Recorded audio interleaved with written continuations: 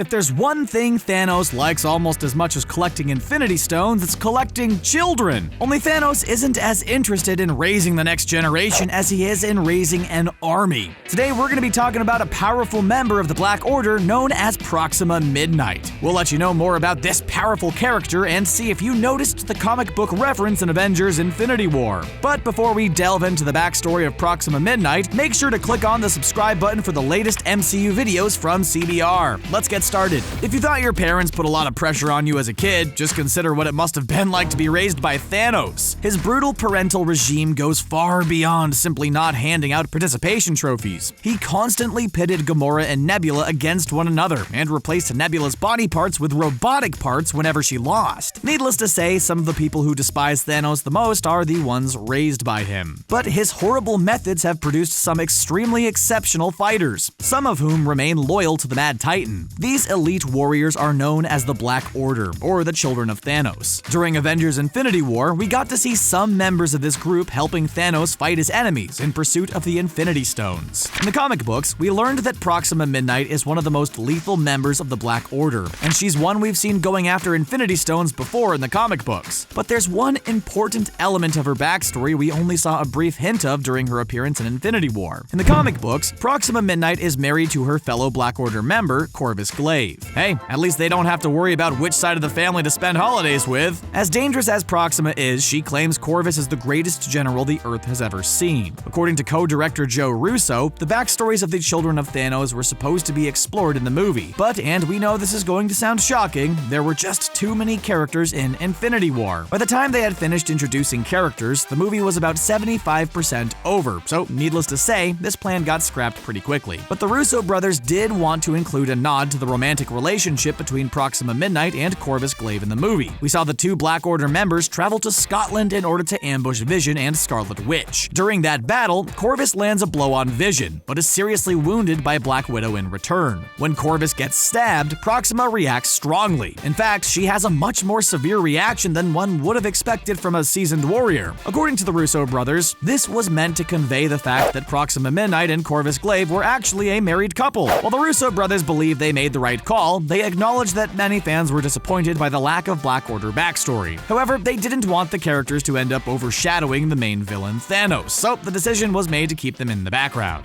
Including them in the Marvel Cinematic Universe in any capacity was quite a feat, and at least that much was definitely accomplished. We don't blame you for not recognizing her, but the role of Proxima Midnight was played by actress Carrie Coon. Coon is best known for her roles in the HBO series The Leftovers and in the Fargo anthology, but taking on the role of Proxima was unlike anything this critically acclaimed actress had experienced before. First, she thought the job would be simple voice acting, but soon she learned that she would need to use a mocap suit to get her facial details just right. On the set, stunt woman Monique Ganderton filled in for Coon, who recorded her lines elsewhere. In fact, Carrie Coon admits she found the filming process a little bit lonely compared to her other projects. Instead of dealing with her co-stars face-to-face, Coon filmed her dialogue separately, leaving her feeling isolated. Still, she believes part of being an actor is trying new things, and she doesn't regret this experience for a moment. The fact that Coon appeared in Avengers Infinity War gave fans of The Leftovers a serious case of deja vu. The Leftovers had a particularly memorable scene where half of the world's population simply vanished. Needless to say, when Thanos used the Infinity Gauntlet and caused half of all life in the universe to disappear, you could practically hear the crossover theory starting to form. Well, over the crying in the movie theater, of course. The disappearance scenes even look eerily similar in parts, but don't worry, this isn't a fan theory we're going to be talking about, at least not right now. We mentioned earlier that in the comic books, Proxima Midnight is sent to Earth to obtain the Infinity Stones for Thanos. Although this happens in the movie as well, things are a bit more complex outside of the MCU. Proxima is supposed to retrieve the stone from the Marvel character Namor, who's someone we'd love to see on the big screen at some point in the future. We also see her encounter the new Avengers and go head-to-head with Spectrum and Luke Cage. Even in this 2-against-1 battle, Proxima found herself evenly matched, but it still wasn't good enough for Thanos. That guy is pretty hard to please, isn't he? In both the comic books and the movie, Proxima Midnight is eventually sent to Wakanda in pursuit of the Infinity Stones. Although she's a talented warrior, Proxima's pride is ultimately her undoing. During Infinity War, she battled with Black Widow and Okoye before ultimately being destroyed by Scarlet Witch. In the comics, Thanos' son Thane shows up. Unlike most of his other children, Thane is the biological son of Thanos, but he doesn't like his father any more than most of his adopted siblings. He imprisons both Proxima and Thanos in Amber and takes them to Necropolis. All things considered, we think getting thrown into a thresher was a better fate than being trapped anywhere with Thanos. What do you think about Proxima Midnight and the rest of the Black Order?